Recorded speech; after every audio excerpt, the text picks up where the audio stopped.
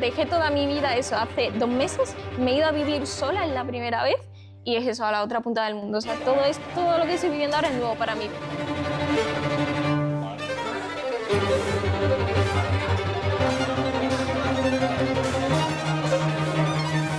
Y tú has conseguido montar tu propia clínica de forma online, porque Sí. ahora trabajas en remoto desde cualquier parte del mundo, ahora estás en Tailandia. ¿Cómo logras hacer eso? Y fue un camino muy largo al principio, pues no conseguía prácticamente visitas ni tampoco repercusión.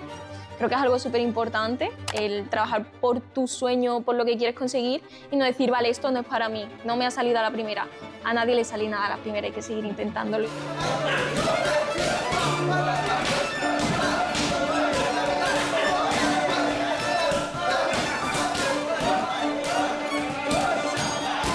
Yo quería hacer una experiencia completa de, por ejemplo, practicar el deporte principal de ese país, comer lo que se come allí, no ir como un turista, sino ir a vivir y a vivir la experiencia como peleadora.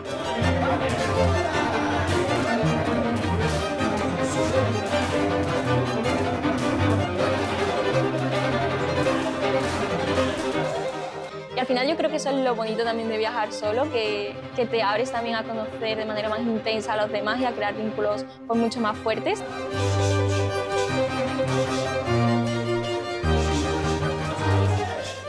Que parece que en España, ¿no?, el tema de intentarlo y fracasar está mal, es como que se ve mal, pero dije, lo voy a intentar y lo peor que me puede pasar es que, bueno, tenga que volver a buscar otro trabajo, pero no me quiero quedar con esa espinita de qué hubiera pasado si realmente lo consigo.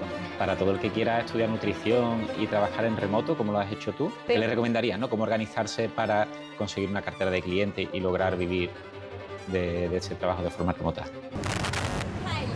Muchas gracias por recibirme.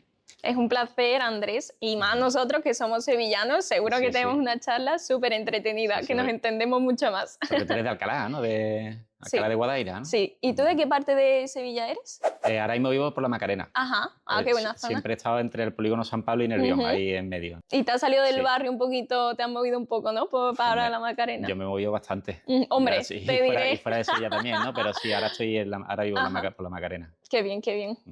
Sí, ahora ya mañana vuelvo. Es verdad. Qué pena. Bueno, también hay que tener momentos de un poco relax, que si no siempre viajando uno también se satura. Hay que disfrutar también de los momentos. Sí, yo a Alcalá voy mucho siempre con la bici, allí al Puente del Dragón este que hay. Sí. Y allí hay un sitio muy bueno para desayunar que es la Vía. ¿Lo conoces? La típica pringada y muchas cosas. ¿También has ido alguna vez al Baltanas? No, ese no he ido. Pues tienes que ir allí. La próxima vez vas y me cuentas a ver qué tal, qué te parece. Pero los molletes de la Vía es complicado superar. Sí, las cantidades al precio. Es verdad que Tailandia también es barato, pero por ejemplo hace unos meses estuve en Dubái y decía, madre mía, la diferencia que hay. O Madrid, que yo ahora vivo en Madrid, que me fui de Sevilla para hacer el máster y las diferencias de precios son abismales. Sí. Y además en Madrid es que te echan, bueno, a ver si ahora me van a atacar los de Madrid, pero es que en Madrid te echan el paquete, el jamón de paquete. Sí. No, allí te lo cortan y eso, es diferente. Bueno, es diferente. Los desayunos ahí no. En otras cosas, no sé yo, en planes que se pueden hacer, pero en desayunos. Entonces tú eres de Sevilla, de Alcalá, tienes 24 años y tú eres nutricionista. Sí.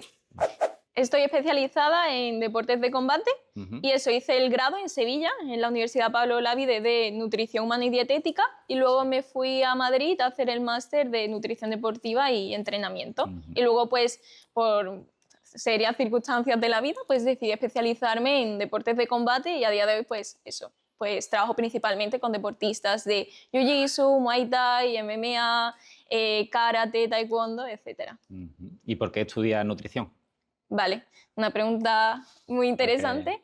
Y bueno, al final, como creo que en los últimos años, no sé si estarás de acuerdo conmigo, ha habido una corriente como más saludable, ¿no? Que ha empezado todo el mundo con el tema del gimnasio, a empezar a alimentarse bien. Y a mí me pasó lo mismo, pero con 16 años. En un momento, en un punto en mi vida en el que no tenía tampoco mucho conocimiento. Entonces, pues empecé a hacer las cosas como yo pensaba que había que hacerlas en función de cómo se veían en las redes sociales y lo poco que podía informarme dentro de lo que es el entorno de Internet, que sabemos que hay mucha información falsa.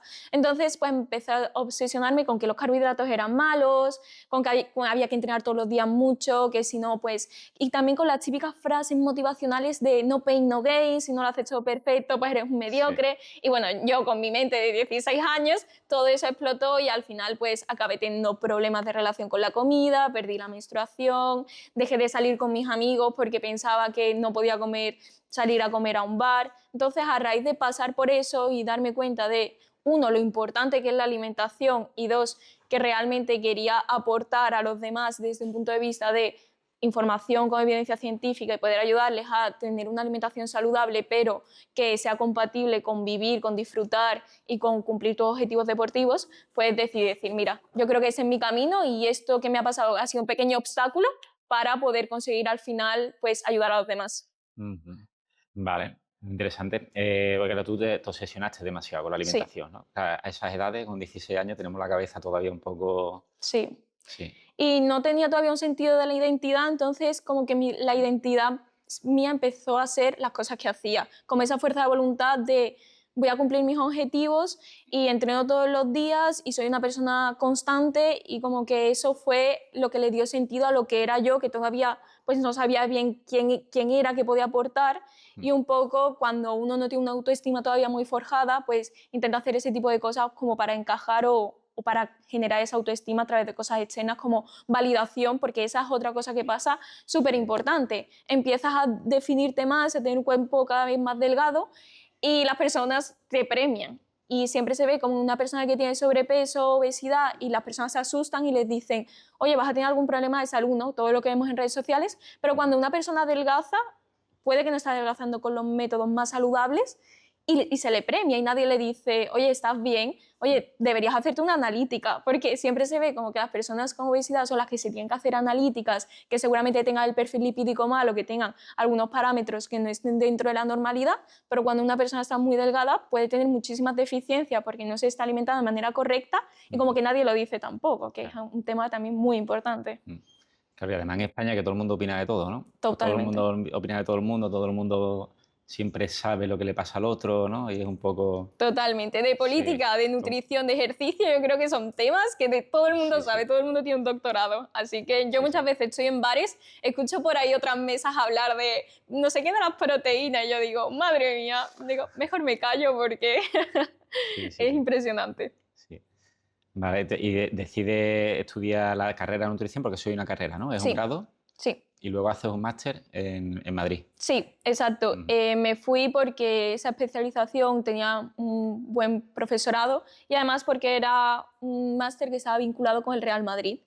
Y conseguí, solo dieron 2 plazas y conseguí la plaza para poder estar en el área de investigación del primer equipo del Real Madrid, porque a mí me encanta la investigación y creo que al final un profesional que decide no actualizar sino investigar, pues se queda un poco corto, porque pasa con todas las ciencias. Lo que antes se decía, la leche era mala, ahora no es tan mala, el huevo, con todos los alimentos se van haciendo artículos. Entonces tú no puedes quedarte con una idea preconcebida de lo que aprendes en la carrera y ya eso, pues, utilizarlo en tu práctica clínica toda tu vida. Eso es algo incorrecto y por eso me gusta tanto la ciencia. Entonces, bueno, tuve la posibilidad de estar allí en el departamento, aprendí muchísimo sobre metodología científica y ya de ahí, pues, también empecé a trabajar en una clínica hasta que decidí dar el salto a hacer lo que yo realmente quería, que era tener mi propia consulta online, que siempre ha sido mi sueño, y entonces pues ya cumplí ese hito en mi vida, que para mí es pues lo más grande que podría haber conseguido.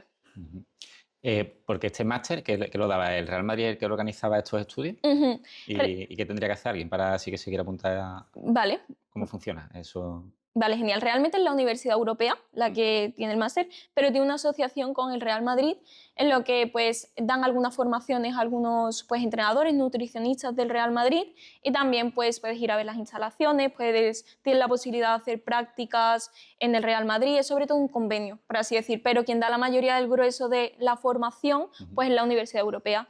Y como en la mayoría de másteres lo que tienes que tener pues es un estudio previo que esté relacionado con el tema, ya sea medicina, pues el grado superior de dietética, el grado de nutrición humana y dietética y estudios similares que vayan con esa línea de nutrición, porque luego pasa que realmente los médicos no deberían asesorar en temas de nutrición, por ejemplo, deportiva, o los fisioterapeutas tampoco, los entrenadores tampoco. Realmente no es legal en España. Entonces, hay que tener también muchísimo cuidado con esa línea, porque si tú dejas a una persona hacer un máster, entonces esa persona ya se siente con la potestad de hacer planificaciones nutricionales cuando realmente es ilegal y tampoco es ético. Vale, tú haces el máster, haces las prácticas en el Real Madrid, ¿se puede decir que hiciste las prácticas en el Real Madrid dentro de las instalaciones? Sí, del primer equipo, sí. ¿Conociste a algún jugador así importante o algo? Pues fíjate que no, pero sí me pasó una cosa que me hizo muchísima ilusión y fue que tuve que hacer como una planificación de cuándo recomendar la suplementación con vitamina D. Y luego fui a ver a uno de los médicos y vi que en el área, en la cabina del médico, donde pues atienda a todos los deportistas, etcétera, estaba como el cronograma que yo hice y digo, wow, realmente lo que estoy haciendo luego está teniendo como un significado y un impacto en los deportistas y también me parecía algo increíble, pero fíjate que a pesar de estar en el área donde suelen estar todos los deportistas para hacerse reconocimientos médicos, etcétera, la verdad que no coincidí con ninguno. Vale, pero bueno, aún así sí que coincidirás con grandes profesionales, ¿no? Porque ahí estarán ahí estarán los mejores, ¿no? Exacto. Claro. Exacto, sobre todo aprendí muchísimo y con quien más pude contactar fue con el doctor José López Chicharro, que es un fisiólogo, también profesor en la universidad, una eminencia, sobre todo muy buena persona, ¿no? Porque hay grandes profesionales, pero que también que sean buenas personas es algo muy importante. Y aprendí muchísimo de él y luego tuve la posibilidad, te comenté que estuve en una clínica, pues fue en su clínica. Al final pues estuvimos trabajando eso durante 6 meses y no sé, le gustó la forma que tenía de trabajar y me propuso pues trabajar en su clínica y fueron también meses de muchísimo aprendizaje, de poder pues estar con él, aprender, ver cómo él también hacía las cosas y la verdad que fue una experiencia muy enriquecedora. Vale, porque tú entonces trabajaste en su clínica, en una clínica de nutrición, que ¿cómo es el día a día en una clínica de nutrición? ¿Llega la gente y son dietas a medida o cómo funciona? Vale, en este caso esta clínica, bueno, también tiene la parte de fisioterapia, medicina deportiva y nutrición y trabajaban con pacientes oncológicos también y deportistas de alto rendimiento y al final pues un paciente viene a la consulta y tú primero le haces pues un estudio de su composición corporal, ya sea con antropometría, bioimpedancia de diferentes formas y luego se hace la entrevista nutricional, en la que es muy importante porque tú vas a analizar aspectos si hay algún tipo de intolerancia o alergia, su nivel socioeconómico, su relación con la comida, la actividad física que hacen, porque un error muy común es yo me pongo a dieta, que tampoco me gusta esa palabra, no me gustan las dietas, y entonces dejo de comer, empiezo a pasar hambre, como poco, cuando en realidad lo que hay es que intentar englobar todo lo que es tu estilo de vida, intentar movernos más, caminar, hacer ejercicio de fuerza y ajustar la alimentación a las necesidades, pero también a lo que nos gusta, a nuestra forma de cocinar, a los alimentos que tenemos en casa. No es que tú vienes a mi consulta y de repente vamos a cambiar radicalmente tu alimentación, vas a empezar a comer cosas que no has comido en tu vida, que no, ni siquiera te gustan. Es pues un poco ver tu contexto socioeconómico, tus necesidades, tus gustos, tus objetivos y de ahí intentar hacer todo lo más preciso posible pero adaptado a ti para que no te cueste seguirlo y que no sea voy a intentar perder 5 kilos, sino que voy a adquirir un nuevo estilo de vida que pues se ajuste a mí, que pueda mantenerlo en el largo plazo. Y luego en deportistas ya de alto rendimiento, ahí sí se ven cosas más precisas, por ejemplo en deportes de combate, que están los pesajes, los recortes de peso, las recuperaciones. Entonces también tiene una mirada más global de cómo son tus entrenamientos, la intensidad, la duración, qué días entrenas, cuándo es tu próxima competición, vamos a ver analíticas de sangre, vamos a ver la testosterona y ya pues se afila mucho más porque hay que tener en cuenta que ya no solo es salud, sino también rendimiento.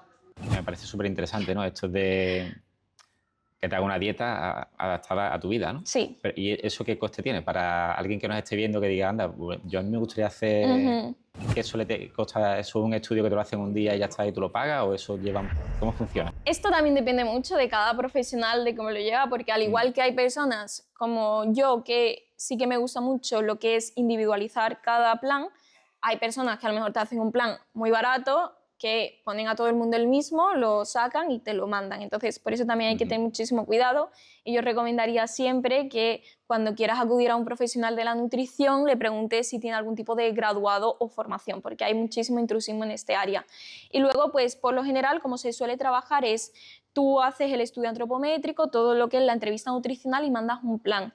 Y a mí lo que me gusta es decir, que esto no todo el mundo lo hace, pero a mí sí me gusta decir, mira, esto es un plan provisional, vamos a empezar a seguirlo, vamos a ver si tienes energía, cómo son tus digestiones, si estás pasando hambre o no, cómo te vas sintiendo, y si hace falta modificamos sin ningún tipo de problema, porque eso también le quita a la persona la presión de decir, no voy a ver a mi nutricionista hasta el mes que viene y lo estoy pasando mal, o eso no me gusta, o eso no se adapta a mí. Y a mí me gusta que las personas que empiezan a trabajar conmigo estén muy contentas y consigan sus resultados, pero sin pasarlo mal, porque no hace falta. Entonces, pues yo, pues, por ejemplo, me voy comunicando contigo, oye, ¿qué tal vas? ¿Cómo te has sentido en los entrenamientos?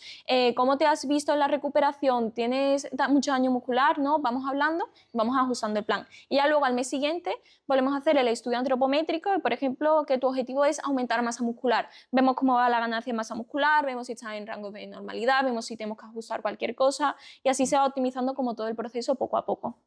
Vale. ¿Y tú has conseguido montar tu propia clínica de forma online para Sí. trabajar en remoto desde cualquier parte del mundo? Ahora estás en Tailandia. Sí. ¿Y cómo logras hacer eso? ¿Cómo ha sido ese proceso? Y luego, claro, me has dicho que se hacen estudios, Sí. ¿cómo has dicho? Antropométricos o de composición ¿Cómo lo corporal. haces a distancia y cómo te organizas? Eso es muy importante. Mm. Al final, pues, bueno, vamos a empezar con lo de cómo lo he conseguido. Y todo empezó por redes sociales. Yo empecé a divulgar en redes sociales desde que estaba en la carrera y fue un camino muy largo. Al principio, pues, no conseguía prácticamente visitas ni tampoco repercusión. Pero yo creo que cuando alguien tiene una idea muy concreta de algo y realmente quiere conseguirlo, como que va cambiando un poco el camino. Vale, este camino no sirve, venga, pues el siguiente. Y lo vas probando hasta que lo consigues. Y creo que es algo súper importante el trabajar por tu sueño, por lo que quieres conseguir y no decir, vale, esto no es para mí, no me ha salido a la primera.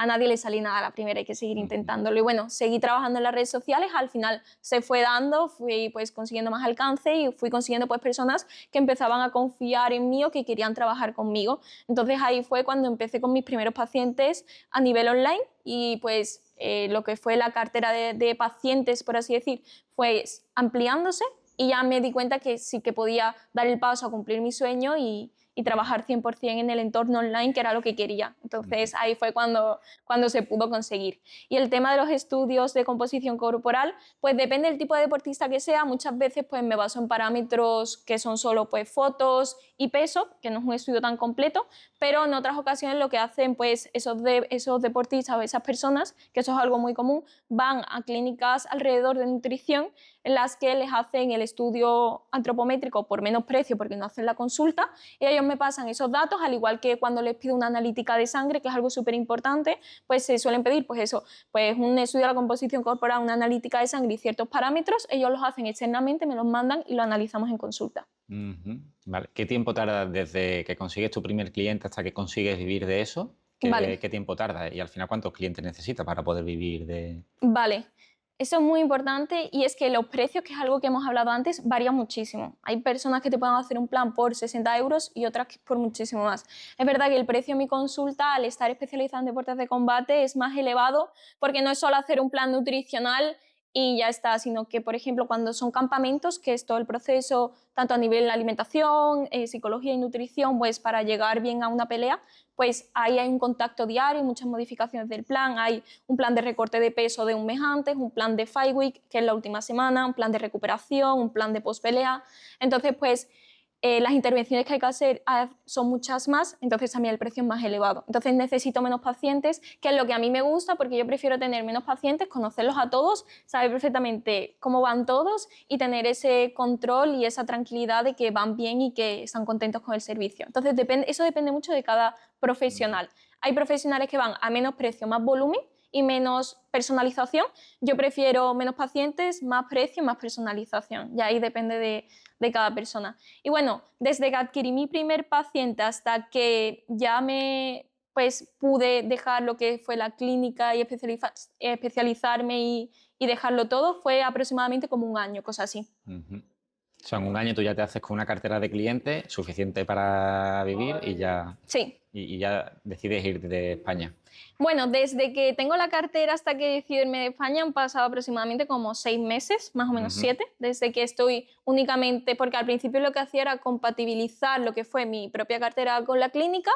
hasta que ya decidí dar el salto y de ahí hasta que dije me voy a Tailandia han pasado como unos 6-7 meses aproximadamente. ¿Y por qué eliges Tailandia? Vale. Porque al final yo estoy especializada en deportes de combate y también practico. Empecé en septiembre a practicar Muay Thai y como por enero a practicar Jiu-Jitsu.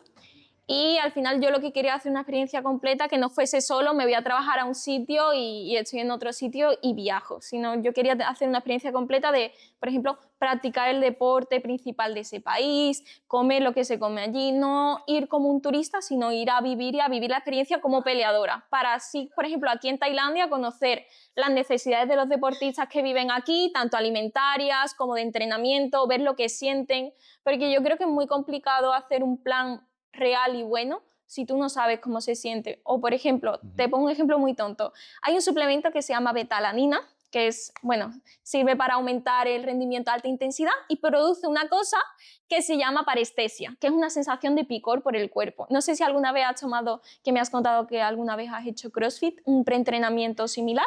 Bueno, pues los preentrenamientos tienen cafeína y tienen betalanina y producen esta sensación. Si tú nunca has probado la betalanina, no sabes a lo mejor lo sabes teóricamente, pero no sabes lo que se siente. Entonces, puede que minimices esa sensación y no te importe a la hora de recomendárselo o advertir a tu deportista. Pues más o menos así. Yo creo que para hacer realmente buenos planes y para poder ponerte en la piel de la persona con la que tratas, tienes que vivir lo que ellos viven. Entonces, por ejemplo, yo ahora que estoy con Mikel y John, que estamos preparando pues, las peleas que tienen próximamente, yo estoy entrenando aquí con ellos, yo sé lo duro que son estos entrenamientos, lo intenso, la duración, entonces sé decirles, vale, ellos sí o sí, con las temperaturas que hacen aquí, la duración y la intensidad, necesitan carbohidratos durante el ejercicio y electrolitos. A lo mejor si no estuviera aquí, no podría entender pues, lo intenso que es realmente este entrenamiento y diría, no, seguramente no lo necesiten, cuando hace tanta calor no es tan necesario. Entonces, sobre todo fue por eso, para poder, y mi idea es ir a otros países, conocer diferentes deportes, diferentes formas de comer, de alimentarse, para eso, para mejorar como nutricionista y poder hacer cada vez planes mejores. Porque tú ya a Mikel lo conocías antes de venir, ¿era tu cliente antes de venir aquí a Tailandia? No, realmente fue todo desde aquí, nos conocimos y le dije, bueno, yo soy nutricionista especializada en deportes de combate. Y dice, mira qué bien, justo voy a empezar un campamento y no tengo pues quien me lleve, quien me ayude, y decidimos pues empezar a trabajar juntos, y de ahí también su hermano John también pues va a pelear en el mismo evento, entonces pues hicimos un team. Y la verdad que ha sido un placer, porque cuando uno viaja solo no sabe qué se va a encontrar, y encontrarme con ellos ha sido increíble, porque desde el primer momento me han acogido aquí, me han dado todo lo que necesitaban, han estado muy pendientes de mí, y al final yo creo que eso es lo bonito también de viajar solo, que te abres también a conocer de manera más intensa a los demás y a crear vínculos pues mucho más fuertes, y la verdad estoy súper agradecida con ellos, porque más allá de ser profesionales súper constantes y que realmente quieren conseguirlo, son también muy buenas personas. Yo creo que es lo más importante. Sí, eso es lo bueno también de haber venido a este gimnasio, que también estarás haciendo muchos contactos, más clientes también, ¿no? Sí. Que no es solo lo que estás aprendiendo, sino que también estás conociendo mucha gente del mundo, que te puede venir muy bien también. Exacto, y eso al final es lo bueno de trabajar online, porque, no sé, a lo mejor dentro de poco pues ya no estoy en Tailandia, pero puedo seguir trabajando con las personas que voy conociendo en los diferentes países que viajo, que yo creo que al final es lo bonito. Y al final gran parte, por ejemplo, de mis pacientes pues son de Latinoamérica, o latinos también que viven en Estados Unidos, y el poder trabajar con ellos, el tener esa posibilidad gracias al entorno online, pues al final te abre muchas puertas. Porque dentro de los deportes de combate, de tu cartera de cliente a día de hoy, ¿cuáles son los principales deportes? Vale, son 3, son boxeo, Muay Thai y Jiu-Jitsu. Sobre todo tengo de esas disciplinas. Tengo algunas personas así de karate, de taekwondo, pero sobre todo esas 3 áreas. ¿Y suelen ser profesionales o gente que está empezando o cómo? Pues es verdad que sobre todo vienen personas que ya tienen muchos cortes de peso o cortes de peso muy agresivos, que necesitan controlarlo, porque si no das el peso, se juega tu carrera profesional, no peleas y al final pues quedas mal también como profesional. Entonces, cada vez esos son los deportistas que más te buscan para hacer las cosas bien, pero afortunadamente cada vez hay más deportistas que están empezando, que quieren hacer las cosas bien desde el principio para progresar lo más rápido posible. Entonces, cada vez también vienen pues, más personas que todavía tienen sus primeras peleas, están empezando y quieren mejorar rápido. Entonces, pues empiezan desde el principio y yo he visto personas que están empezando desde el principio y empiezan a trabajar en planes nutricionales y la progresión es brutal, nada que ver con una persona que se tropieza mucho, pero al final estás acelerando el proceso. Claro. Y que en los deportes de combate, ¿cuáles son las principales diferencias a nivel de alimentación En comparación a otros deportes, sobre o todo. a la vida normal? Vale, sí, Mm, importante. Al final, una alimentación de una persona como normal, que puede entrenar alguna vez en el gimnasio, y un deportista de alto rendimiento, son totalmente contrarias. Porque al final, por ejemplo, típico que una persona que pues es más sedentaria, se dice, el azúcar no hay que consumirlo mucho, hay que moderarlo. En deportes de, ya sea de combate o en otras disciplinas, se consume muchísimo como preentrenamiento, carbohidratos de rápida absorción durante, porque lo van a utilizar durante el entrenamiento. Al final, pues las demandas metabólicas, fisiológicas de alguien que entrena no tiene nada que ver con alguien que no entrena, y su físico, la masa muscular que tienen, el metabolismo cambia radicalmente. Entonces, por ejemplo, en un plan que se hace para población general a un deportista de combate se tiene mucho más en cuenta parámetros de hidratación o qué comen antes del ejercicio, que sea pues una comida que tenga sobre todo carbohidratos, algo de proteína dependiendo las horas que sean antes de entrenar, también la comida de recuperación. Y ya en deportistas de combate lo que más los diferencia de otros deportes es todo el tema de los recortes de peso, que es muy importante, ya que durante toda la temporada se tienen que mantener en un peso que no sea muy elevado, porque si no la bajada es muy extrema, y cuanto más extrema sea esa bajada de peso, más riesgo va a conllevar para la salud. Pues también, por ejemplo, la testosterona se ha visto que puede bajar en cortes de peso muy agresivos, sobre todo por las técnicas más peligrosas son las que se hacen las últimas 24, 48 horas, que son las que tienen que ver con el agua corporal total, lo que habrás visto, por ejemplo, en la UFC de saunas, de que se ponen muchas toallas, se envuelven, y al final jugar con el agua corporal total es muy peligroso, puede dar infarto de miocardio, puede dar hipertermia, y al final son cosas que ya han ocasionado el fallecimiento de muchos deportistas de combate y que hay que tener pues extrema precaución y no hay que tomárselo para nada como una broma.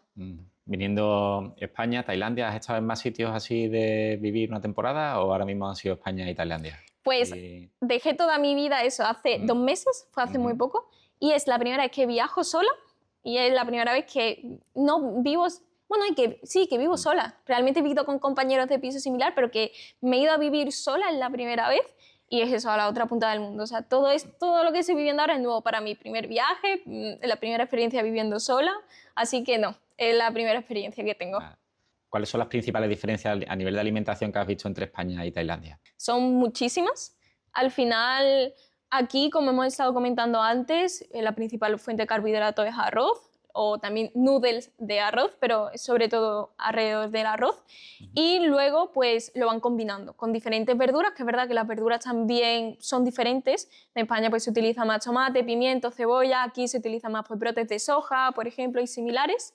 En la lechuga también se utiliza mucho aquí. Y luego las fuentes proteicas ya sí que son algo más similares, ¿no? Pues aquí, por ejemplo, utilizan pollo, pavo, huevo, pescado también, marisco, y en España igual. Y otra cosa que también, como profesional de la nutrición, me alarma muchísimo aquí es la seguridad alimentaria, que ves mucho street food, comida, por ejemplo, pescado crudo a temperatura ambiente, pollo sin refrigerar, y es verdad que eso asusta mucho porque una vez que entiendes la importancia que tiene la seguridad alimentaria y los riesgos que puede tener realmente para la salud y ves esos puestos de comida aquí sin refrigerar nada, es verdad que alarma muchísimo y llama mucho la atención.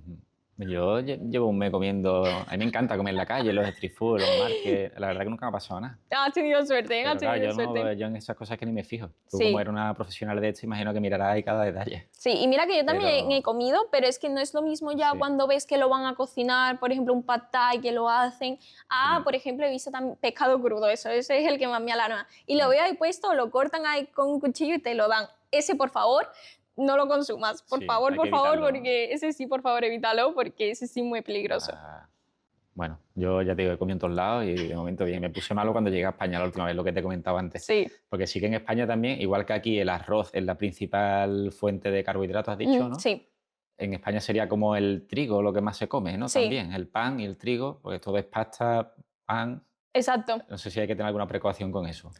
Realmente, al final, cada carbohidrato existe lo que se llama esa demonización de los carbohidratos, ¿no? Lo que a mí también me pasó y pasa muchísimo. Y no hay que tenerle miedo ni que pase nada con el trigo, que también está esa línea del gluten es malo. El gluten es una proteína, es malo si tienes una alergia o una intolerancia, si no, no te pasa nada con el gluten, ni es inflamatorio, que esa otra cosa también que me hace mucha gracia, que veo mucho en redes sociales.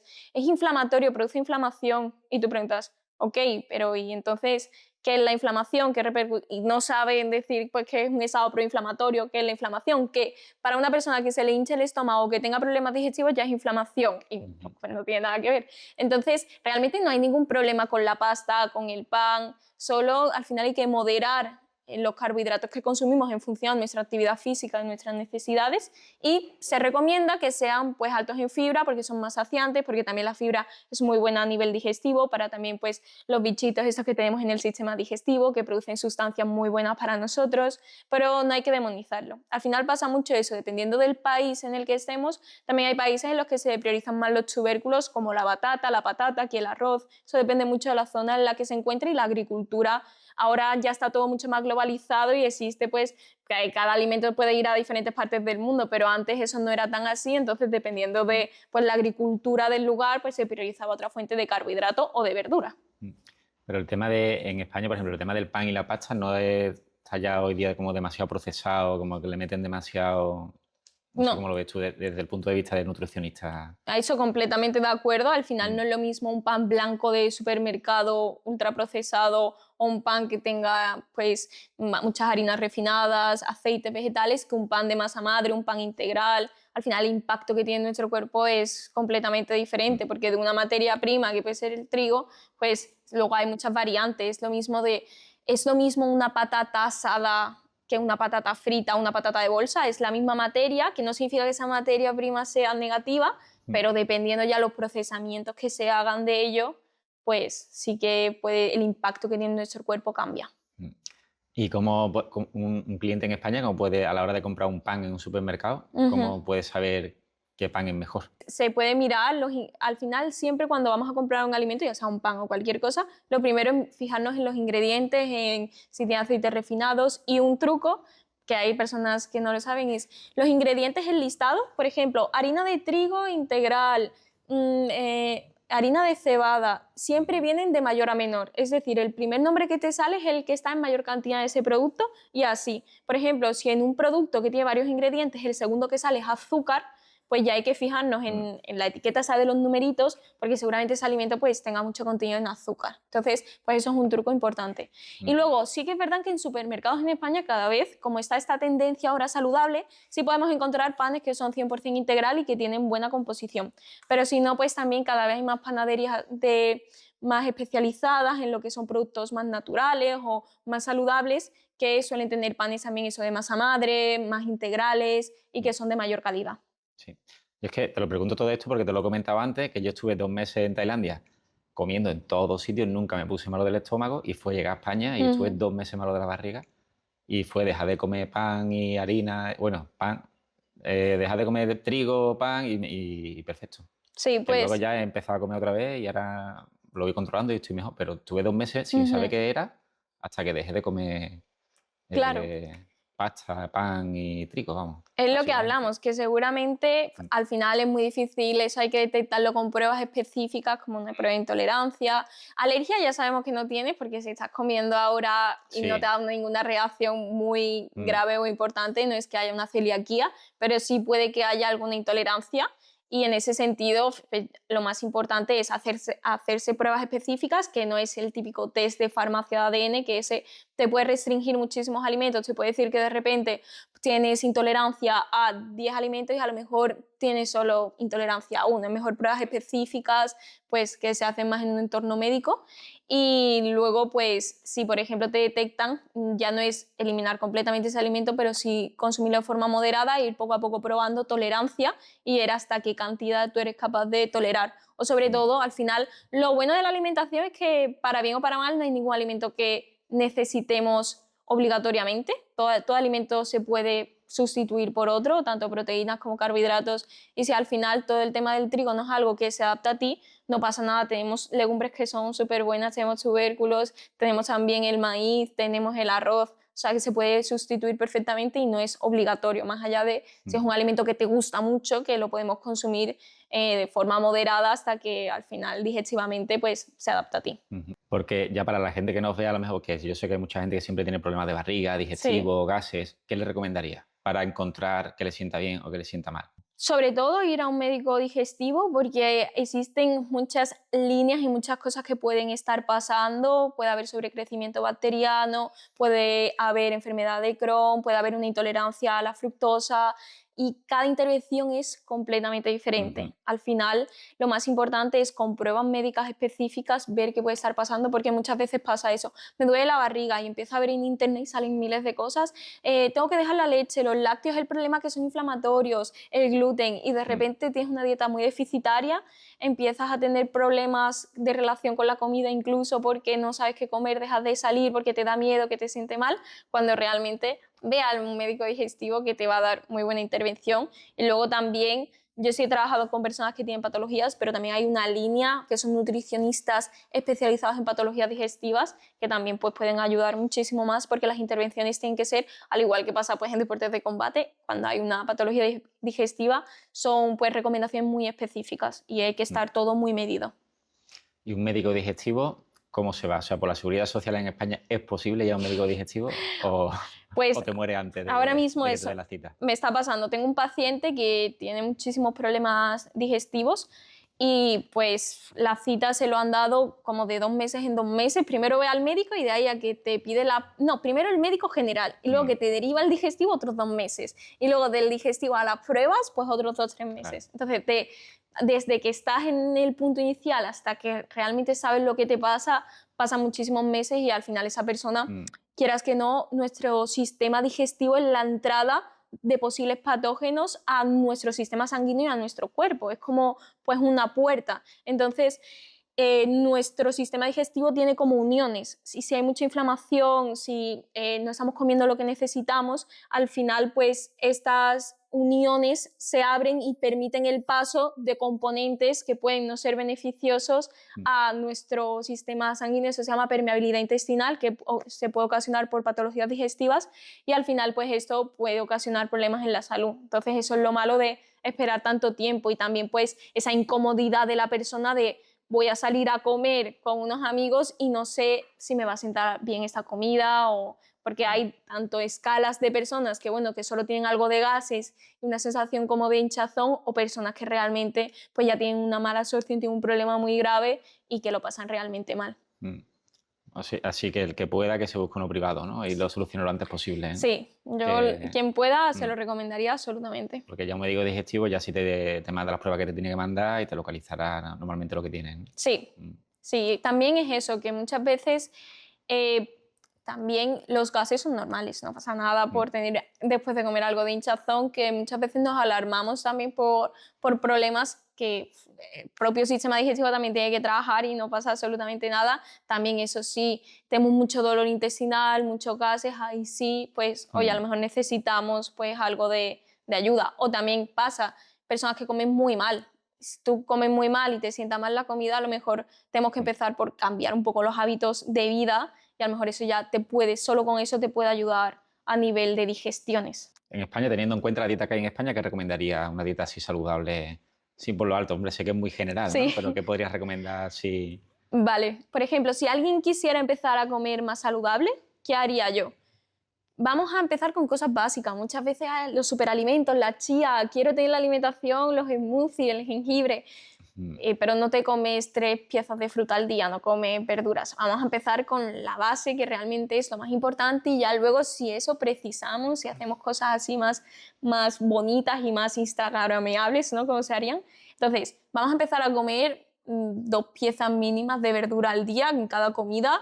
Vamos a empezar a comer también eso, 3 piezas de fruta, 2-3 piezas de fruta. Vamos a volver a incluir las legumbres, que es algo que ya no se suele hacer mucho en las casas y que es súper recomendable. También puedes incluir pescados azules, se suele recomendar mucho, o otros alimentos altos en omega 3, si alguien sigue una alimentación pues que sea sin carne. Y vamos a priorizar también alimentos integrales y vamos a intentar que nuestros platos en las comidas y en las cenas tengan su fuente de proteína, su fuente de carbohidrato y su fuente de verduras. También los desayunos, vamos a intentar evitar colacao y un pan con mantequilla, vamos a intentar pues, reducir el azúcar, añadir una fuente proteica, algo por ejemplo puede ser un yogur con algún cereal que sea integral y algo por ejemplo de fruta o por ejemplo pues, puede ser unas tortitas de avena con huevo y plátano. Vamos a intentar añadir un poco de proteína, que veo que en España pasa muchísimo. En Latinoamérica no pasa tanto, suelen ser desayunos incluso excesivamente contundentes, pero sí suelen añadir proteína, mientras que en España no solemos añadir mucha proteína en el desayuno. Entonces es algo que también recomendaría. Y sobre todo pues volver al tema de cocinar nosotros, que ahora con todo lo que es comida rápida, que en todos los supermercados se venden comida, que pues los menús del día solemos más salir a comer fuera que realmente pues prepararnos nuestra propia comida, que es algo que también recomendaría para alguien que quiera pues seguir una alimentación más saludable. Porque has comentado que las proteínas es muy importante en el desayuno. ¿Y qué desayuno hay con proteínas? Pues eso es una cosa también importante, que no quiero que se quede esa visión, que veo que hay mucho en redes sociales y me da miedo.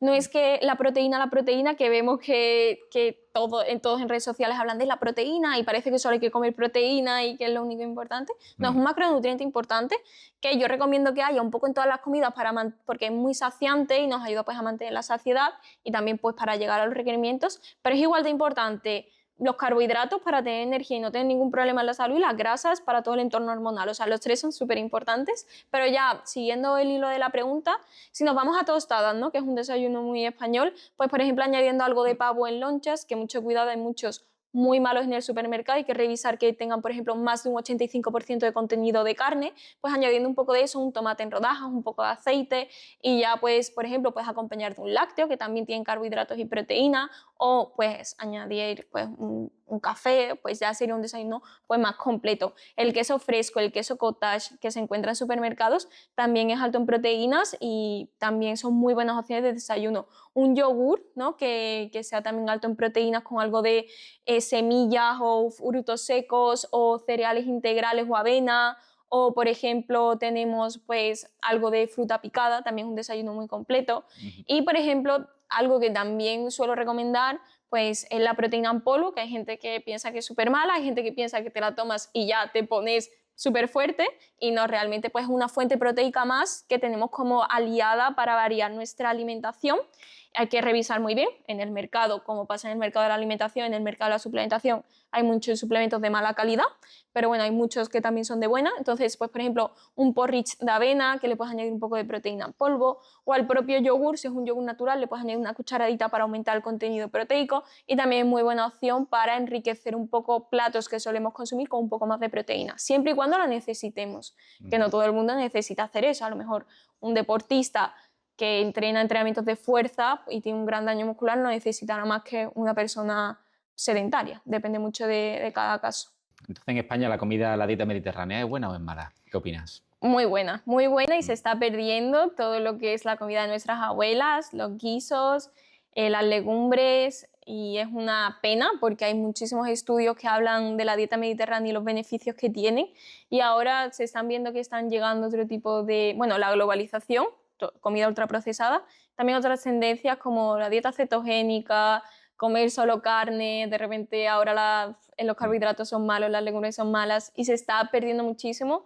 Y le recomendaría a todo el mundo que a vuestras madres, abuelas, pedirles los recetarios, empezar a cocinar, porque se está perdiendo también eso de saber cocinar, saber guisar, y al final ahí hay mucha cantidad de nutrientes, y incluso las propias abuelas, me parece algo súper curioso, sin ellas saberlo hacían cosas que desde el punto de vista nutricional tienen muchísimo sentido. Y te pongo un ejemplo, las lentejas con arroz, típico plato. Realmente tiene mucho sentido porque la lenteja tiene también proteína, pero le faltan unos aminoácidos, que esto, para que la gente no se extrañe, son como las moléculas básicas que componen una proteína. Y a la lenteja le faltan algunos. Entonces, si complementamos con arroz, se hace una proteína completa, con la lenteja y el arroz. Y las abuelas seguramente ni sabían eso y ya añadían la lenteja con el arroz. Y ellas, sin saberlo, estaban creando una proteína completa. Pues pasa muchísimo con la comida tradicional, que desde el punto de vista científico se debería investigar más porque tiene muchas cosas interesantes y bueno, todo esto se está perdiendo por no tengo tiempo, pues llamo y que me traigan comida a domicilio o voy al supermercado que tiene ese área de productos precocinados que tienen pues muchos aceites vegetales, tienen pues al final mucho azúcar añadido y no tiene nada que ver con la comida tradicional y con la dieta mediterránea. Hay que escuchar más a la abuela que los influencers, ¿no? Totalmente, totalmente. Abuelas Sí, sí. y artículos científicos más que cualquier otra cosa. Sí, sí, sí, sí. Y bueno, si en España la dieta mediterránea es buena, eso ha quedado claro, pero ¿por qué decides irte de España? ¿Por qué decides irte de España? Porque además tú estabas bien, tú estabas trabajando en una clínica, Sí, ¿no? Que bueno, que no es como otra gente que se va de España porque quiere buscar un mejor salario, porque no tiene otra opción. En tu caso estabas bien, ¿no? sí, no, Mm, completamente no tuvo nada que ver con eso. Ahí hubo como dos periodos. Primero, el periodo que decido irme de la clínica, que ahí tampoco sabía que me iba a ir de España. Fue ujú, como que decidí dar el salto a cumplir mi sueño. Fue un salto de mucho riesgo porque estaba muy feliz en esa clínica, el trato, todo era increíble, pero dije, ahora soy joven, tengo la posibilidad de intentarlo, que parece que en España, ¿no?, el tema de intentarlo y fracasar está mal, es como, mm. como que se ve mal, pero dije, lo voy a intentar y lo peor que me puede pasar es que, bueno, tenga que volver a buscar otro trabajo, pero no me quiero quedar con esa espinita de qué hubiera pasado si realmente lo consigo. Ujú. Entonces, pues ese fue como el primer hito. Y el segundo ya fue una serie de circunstancias profesionales y personales, esa ambición por querer conocer más todo lo que hemos hablado de deportes y también porque ya estaba en un punto en el que por ese cumplir mi sueño estaba como demasiado ya obsesionada con el trabajo. Desde un punto en el que si salía algún fin de semana me sentía mal porque tenía esa sensación de perder el tiempo, de podría estar invirtiendo tiempo en investigar sobre esto, en hacer esto, en hablar con esta persona y ya estaba pues llegando a un punto en el que estaba afectando también a mi salud, lo que es emocional, porque no hacía otra cosa más que trabajar de lunes a domingo muchísimas horas. Y dije, pues tengo que salir de pues, este ciclo en el que estoy entrando y tengo que conocer nuevas experiencias, nuevas personas y abrir un poco porque creo que eso también me va a ayudar como profesional. Si estoy todo el día trabajando, pues también me estoy perdiendo de mucho conocimiento que se consiga hablando con otras personas, intercambiando opiniones y al final pues creciendo como persona. Entonces fue como un cambio radical, como cuando alguien lo deja con su pareja y se corta el pelo y cambia y se apunta a yoga, pues yo hice lo mismo, pero viniendo a Tailandia dije, mira, voy a intentarlo, voy a dar el salto, al final como pasó con el tema de la clínica, si sale mal siempre puedo volver y al final estar un poco más estable, pero soy joven, voy a intentar cumplir también otro sueño de poder conocer a nuevas personas, nuevas disciplinas deportivas y poder también comunicarlo todo con mis seguidores, que es algo que me gusta mucho, y a ver qué pasa. Y justo ahí me pillas en esa transición. Bien, bien. Bueno, en tu caso también, lo bueno que tú ya tenías la base de tu trabajo online, que ya te da para vivir, ¿no? Sí. Que no tenías que depender de... ¿Y cómo lo hiciste? ¿Te hiciste autónomo en España o cómo va eso?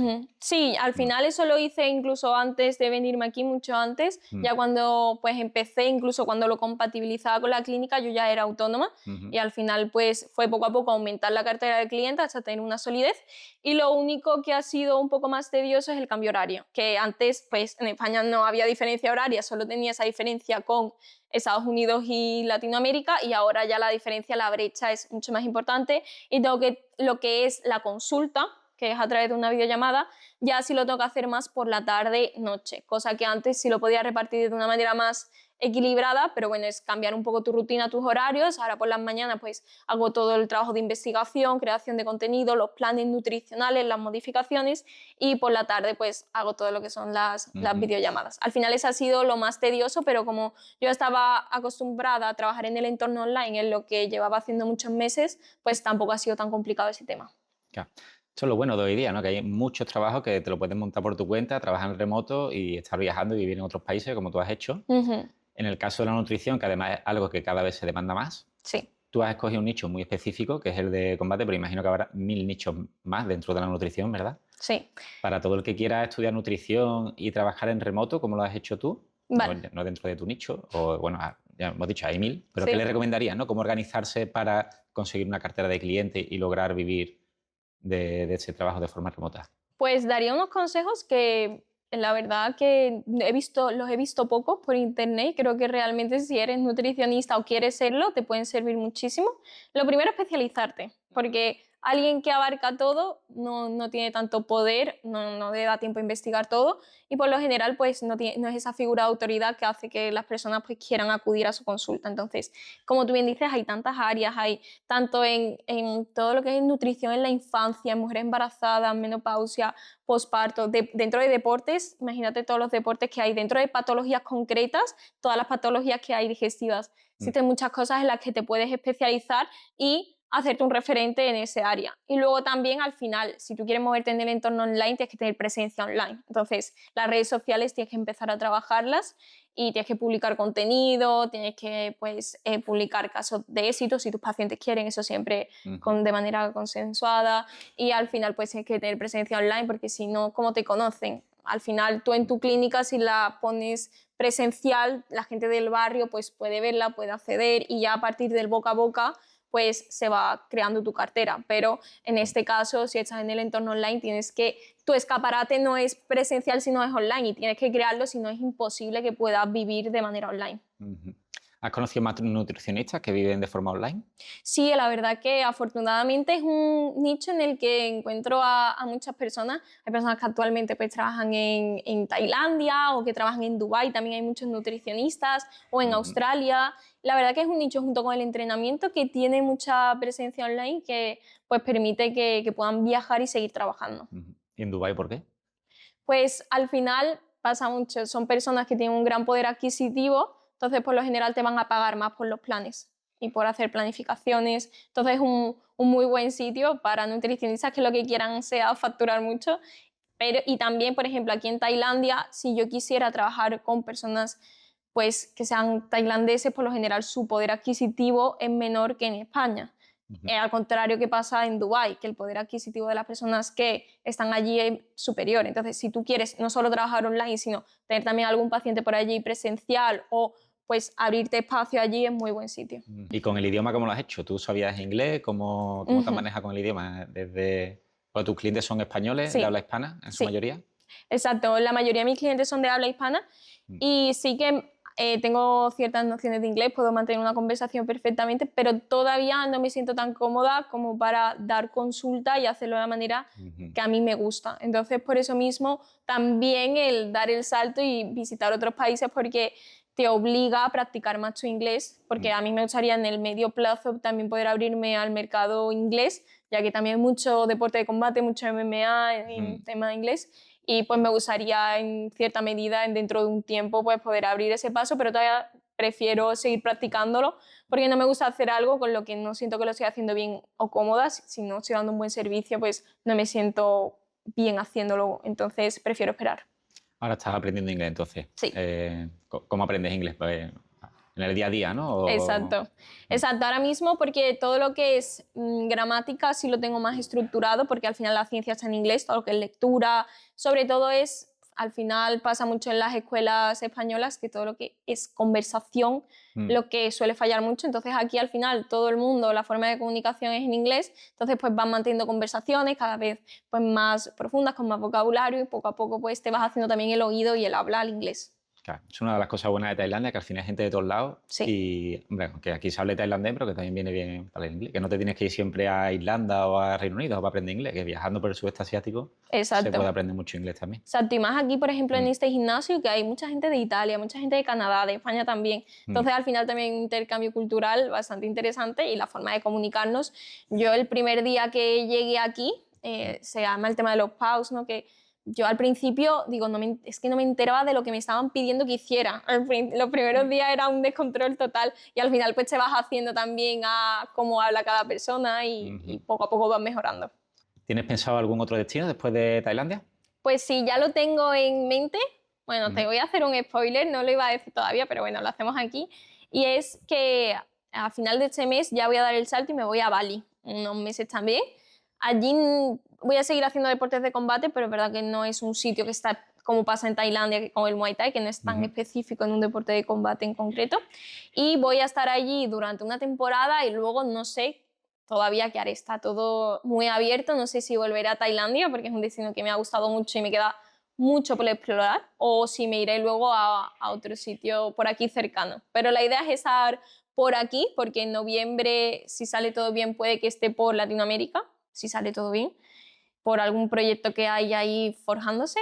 Pero por ahora me gustaría quedarme por ese entorno y conocer, que llevo poco tiempo y quiero hacerme bien a los diferentes sitios y realmente pues crear buenas conexiones, conocer a buenos deportistas y sobre todo seguir mejorando en los deportes de combate, que eso que llevo poco tiempo y mi idea es pues seguir mejorando desde el área deportiva. ¿Y Bali por qué? Pues siempre me ha encantado todo el tema de la playa, ese entorno así paradisiaco. Y siempre mi sueño ha sido vivir en un sitio de costa. Entonces, como estaba tan cerca aquí de Tailandia, dije, si no voy ahora, no sé si voy a poder ir. Entonces digo, mira, hago una escapada, aunque no fuera mi misión principal, que era más relacionada con el deporte de combate. Vivo la experiencia durante un tiempo, que puedo seguir trabajando allí y ya sigo con mi línea de los deportes de combate. Buen sitio Bali también. Sí, tú has estado, ¿verdad? Yo estuve un año viviendo en Bali. Bueno, sí, en Canggu también, que de hecho me has dicho que ibas a estar en Canggu. Sí. Pues yo estuve hace como 7 años. Sí que me han dicho que ha cambiado mucho ahora, no sé. También tampoco te puedes creer nada, porque la gente siempre dice que todo es peor, ¿no? Sí. Es lo típico, ¿no? Sí. Eso no es como antes, siempre. Hable de lo que hable, nada era como antes, ¿no? Totalmente. Pero bueno, sí, yo cuando estuve ahí me encantó, pero sí que me han dicho que ahora pues, hay mucha más gente, que todo es mucho más caro, que hay un tráfico que es una locura, pero no lo sé. Ya cuéntamelo tú cuando estés por allí. Claro, ¿y alguna recomendación que me des de sitios para comer o para visitar? A ver, lo que sí más recomiendo en Bali, ¿tú sabes coger moto? Eso es algo que porque se necesita, ¿verdad? Es que yo he manejado algo, pero no mucho. Y veo personas que dicen, si no has manejado nunca moto, no empieces ahora. Y otras que dicen, ve poco a poco practicando. Pero es verdad que llevo aquí 2 meses y siempre estoy dependiendo de personas para que me lleven a sitios. Entonces, tengo ahí esa espinita de decir, alquilo una moto, pero es que no sé cómo me va a ir. Es que en Bali llevo imprescindible coger una moto, tener una moto. Vale. ¿Por qué? Porque andando, primero muchas veces hace tanto calor que hay un paso de 10 minutos, ¿sabes? Sí. Luego no hay acera. Y si hay acera, las motos van por la acera, ¿sabes? Entonces yo creo que es incluso más peligroso andar por Bali que ir en moto, ¿sabes? ¡Qué fuerte! Y yo aprendí a coger moto en Bali. Yo no había cogido una moto en mi vida. ¿Y qué tal? A mí me encanta conducir por allí. Yo, de hecho, a mí me da miedo coger una moto en España. Porque yo he aprendido allí, con esas reglas, ¿sabes? Esas reglas un poco allí ambiguas. En Bali es métete por donde haya hueco, sí. ¿sabes? Y da igual la seña que haya, eso, si hay hueco te metes. Y bueno, también es como un caos ordenado, ¿no? Como hay 200 motos, van todas... A la misma vez, vas tú siguiendo alguna. Claro, en España, bueno, y va a lo mejor va uno con la moto y empieza a hablar, o va con 4 perros, un niño y la mujer. Eso lo he visto aquí, eso es una barbaridad. Van como 4, el niño ahí delante, digo, madre mía. Además por la autopista, ¿eh? Y va el niño todo pequeñito ahí, sin casco. Un poco más y coges la moto y se pone a conducir. Sí. Pero claro, yo aprendí a coger moto en Bali y es que si hay sin moto estás perdido. Es que eso es lo que más siempre lleva casco y con cuidado, eso sí. Claro. Pues claro, allí tampoco es que se necesite, que no es como en España, que o llevas casco o no llevas. Y la mitad de la gente va sin casco. Pero claro, luego pasa lo que pasa. No, eso es muy peligroso y al final es eso. Si al final la alquilo, yo creo que lo que haré será como pequeños microtrayectos primero para hacerme y ya luego pues... Claro, lo bueno que al final, ya te digo, es un tráfico fluido que si no sales de, por ejemplo, de Canggu o si no te metes en autovía tampoco es tan... Al final son caminitos, la gente va... Tranquila, sí. Vale. Entonces, luego que te recomiendo. Canggu a mí me gustó mucho en su día, yo no sé ahora cómo estará. Y bueno, ¿hay algún otro destino que me recomiendes? Bueno, ¿Tú que has viajado tanto? Bueno, por allí cerca de Bali hay muchos sitios. Allí está Nusa Penida, Nusa Lembongan, que allí puedes hacer snorkel con mantarraya, que eso está súper guay también. Por allí cerca tiene de todo. Luego de isla que no he estado, pero me han hablado muy bien, Sumba, Karimunjawa, Komodo, Flores, todo eso está lleno de islas que son increíbles. Sí, tengo que ir. Te recomiendo bucear, empezar a bucear también si no lo has hecho. Sí, lo que te comenté, he hecho snorkeling, pero nunca un buceo así más profesional con todo lo que es la bomba de oxígeno, todo eso todavía no tengo mucha idea y creo que podría ser una buena oportunidad para aprender. Y bueno, y luego también lo bueno de Bali que yo veía allí es que es la gente que conoce, porque allí hay mucha gente que trabaja en remoto, son gente que tienen otras ideas, otras cosas, entonces se aprende mucho también de la gente que hay allí. Puedes hacer amistades.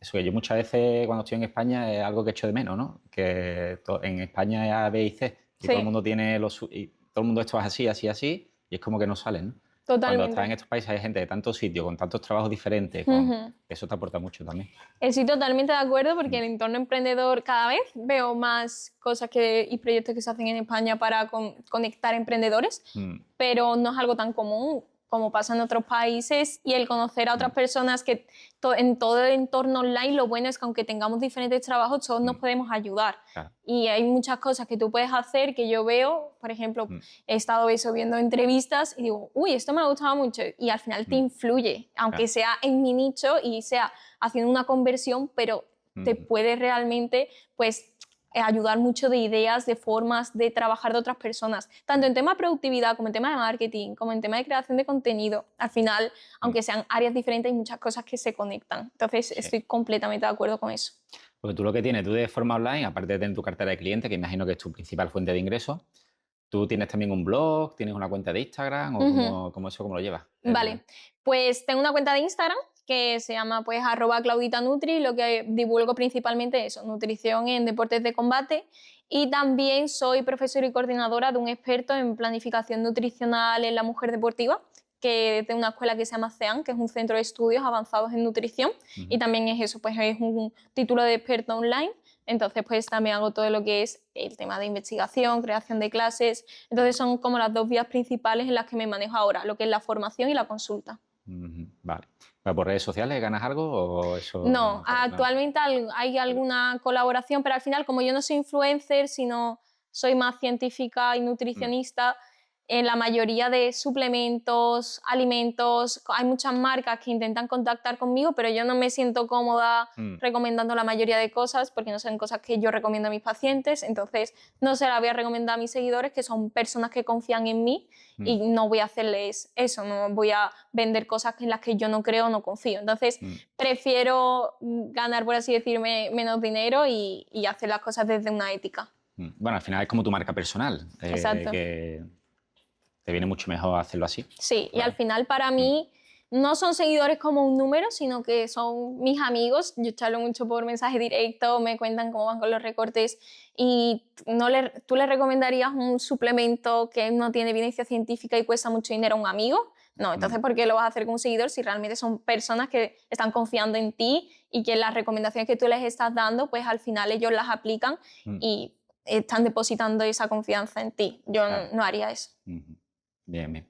Bueno, pues ahí dejaremos tus redes sociales, que la gente te siga también, y muchas gracias por todo. Ahora te voy a hacer entrega de este libro, que se lo hago a todos los invitados, 365 sutras de Buda, ¡Me encanta! para que tengas un sutra para cada día del año. ¡Qué bonito! Sí, y si quieres podemos leer un sutra. Venga, sí. ¿Lo hacemos al azar o cómo lo sueles hacer? Quieras. Venga. Tú eliges. Oye, pues muchísimas gracias antes de nada por la invitación. Lo he pasado súper bien, ha sido una charla súper enriquecedora y espero que coincidamos, si no en otro destino seguramente. Sí, no, en Sevilla también. Ah, en Sevilla, bueno, en la feria, Claro, a ver. Esta me la he perdido. Y yo también, lo he pasado mal, ¿eh? Bueno, pues vamos a hacerlo al azar. Sí, venga. Dime ya. Ya. Del 6 de mayo. Ok. Sutra 126. No hables con dureza a nadie, pues si te responden de la misma manera, las palabras coléricas causan dolor y la represalia puede recaer sobre ti. Si te controlas a ti mismo como un gong roto que no resuena, has alcanzado el nirvana, pues en ti no queda ira. ¡Ah, qué bonito! Me ha gustado eso. Qué bonito, qué bonito. Sí. Pues muchísimas gracias por el libro, me va a venir muy bien, porque además quiero, ya que estoy por aquí, por esta zona, quiero encontrarme un poquito más con todo lo que es el budismo y conocer más sobre esa forma también de vivir, esa religión, así que me va a venir muy bien. Muchísimas gracias. Pues ahí queda. A mí lo que me gusta más es la filosofía que la religión en sí. O sea, que al final, aunque no creas en el budismo, pero sí tiene cosas muy interesantes que yo creo que aportan a todo el mundo, incluso seas católico, sea de donde sea. Sí. Porque tu contacto con el budismo, ¿cuál ha sido estando aquí? ¿Qué has visto?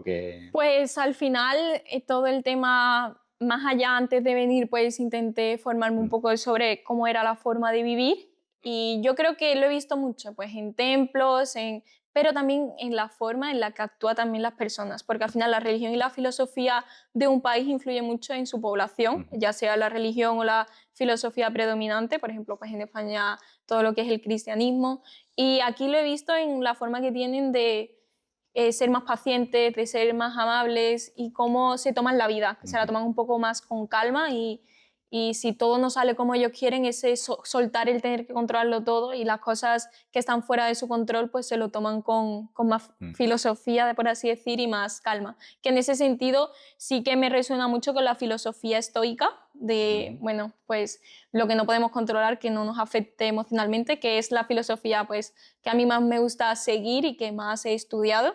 Entonces, pues me gusta mucho analizar los puntos que pueden tener en común y la forma de ser de cómo son las personas de aquí. ¿Cuál cree que es la principal diferencia? Bueno, todo esto que me has dicho, ¿no? Que son mucho más calmados que en España, ¿no? ¿Crees que en España deberíamos de calmarnos un poco lo que es la gente, la sociedad? Completamente. Sí. Y al final, para mí esto está siendo también un viaje personal por eso mismo, porque al final yo lo quiero controlar todo en mi vida, me va a seguir progresando, seguir siendo mejor profesional, seguir siendo mejor persona, siempre más, y nos damos cuenta de respira, mírate alrededor, mira todo el camino que llevas recorrido, todo lo que has aprendido, disfruta de la conversación, de la comida que estás comiendo, de el aroma que estás pues oliendo ahora mismo. Y muchas veces eso, buscamos llenar nuestra vida de cosas, ya sean personales o materiales, y no nos damos cuenta de, oye, en verdad somos muy bien y somos personas súper privilegiadas. Yo creo que eso es lo que me está dando estar aquí, todo lo que es la filosofía y la religión. Vale, ya para ir finalizando.